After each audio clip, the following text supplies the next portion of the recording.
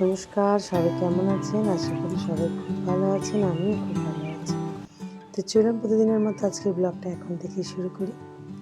এত ঠান্ডা পড়েছে, আবার সকালটা আর সন্ধ্যাটা, বাদবাকি সময় এতটাও ঠান্ডা নেই।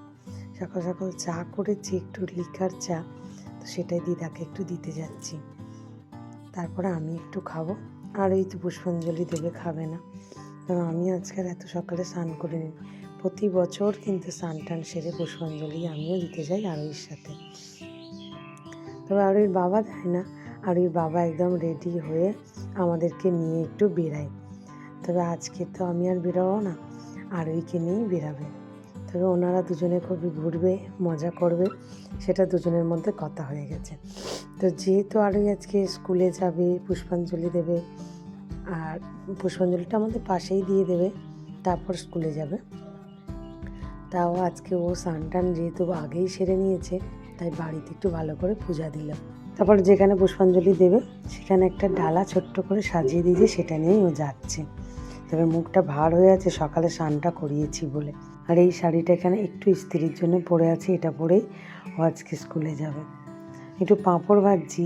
আর একটা আপনাদের কথা বলি, এত মুখটা ভার করার কি আছে? আমরা তো সরস্বতী পুজোর সময় প্রায় ধরুন 1-2 সপ্তাহ আগে থাকতেই আমাদের ঘুম ধরতো না কী শাড়ি পরবো, কীভাবে সাজবো, কেমন করে চুল বাঁধবো, কী কালারের নেল পালিশ পরবো। আর আমার মেয়েটা হচ্ছে আর এক, তার কোনো হেলদোলই নেই এইসবের বিষয়ে। সে তার ঘুমাচ্ছে, জোর করে ডেকে তুলেছি বলে তার আজকে মনটা খারাপ। এত সকালে উঠতে হয়েছে, স্নান করতে হয়েছে। আমি যে খিচুড়িটা খাচ্ছি, এটা সরস্বতী পুজোর ভোগ। ও পুষ্পাঞ্জলি দিয়ে চলে আসার পরে নিয়ে এসেছে, সেটাই এখন আমি আর আরোহী বাবা একটু খেলাম। আর এখন অসীমাকে সাজাচ্ছে, আমিও একটু সাজিয়ে দিয়েছি। তো মোটামুটি এখনও রেডি হয়ে গেছে, ওর বাবাও রেডি হয়ে গেছে। এখন প্রায় 11:30 মতো বাজে, দুজনে মিলে বেরাচ্ছে। কয়েকটা বেরোনোর আগে ছবিও তুলে নিল। আর এই সরস্বতী মাটা ওর কম্পিউটার সেন্টারে হয়েছে। তারপরে দেখতে দেখতে দুপুর গড়িয়ে বিকাল, ব্যাস এখন বাজে 2:30। অসীমা বসে গেছে আনাজপাতি কাটতে, প্রায় হয়েই এসেছে ধরতে গেলে। এই কটা আনাজ কাটা আর বাকি আছে। কাকা এসে নারকেলটা কেটে দেবে, আর দিদা একটু শাকটা কেটে দেবে, ব্যাস কমপ্লিট হয়ে যাবে। আর যে গল্পই করছিলাম, আমরা তো ঘোরার জন্য ঘুমিয়ে আসতো না, কি সাজবো, কী পরে স্কুলে যাব, গিয়ে বন্ধুদের সাথে ঘুরবো। কিন্তু আমার মেয়ে হচ্ছে আর এক, ও আজ কয়েকদিন ধরেই একটা শাড়ি পরার কথা আমি ওকে বলছি, ও সেটার কোনো হেলদোলই নেই। কোনো নতুন শাড়িরও বায়না নয়, কোনো সাজগোজেরও বায়না নয়।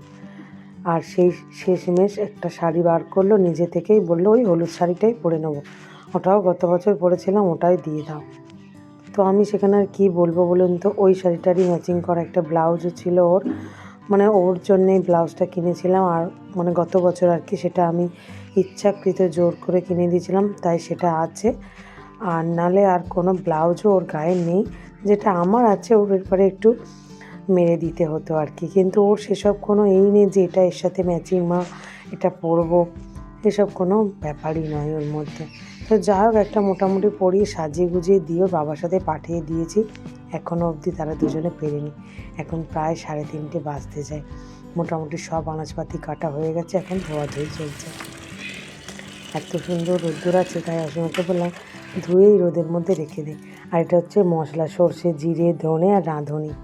মশলাটা একটু রোদে দিয়ে নিচ্ছি, যাতে তাড়াতাড়ি সুন্দর চরমর করে বাটা হয়ে যায়। শিম, আলু আর বেগুন ভাজবো আমি আজকে।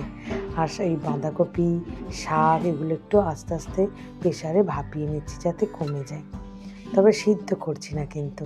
এখানে অসীমা প্রায় নুন জেলে দিয়েছে, এখন বাজে 4:30 মতো।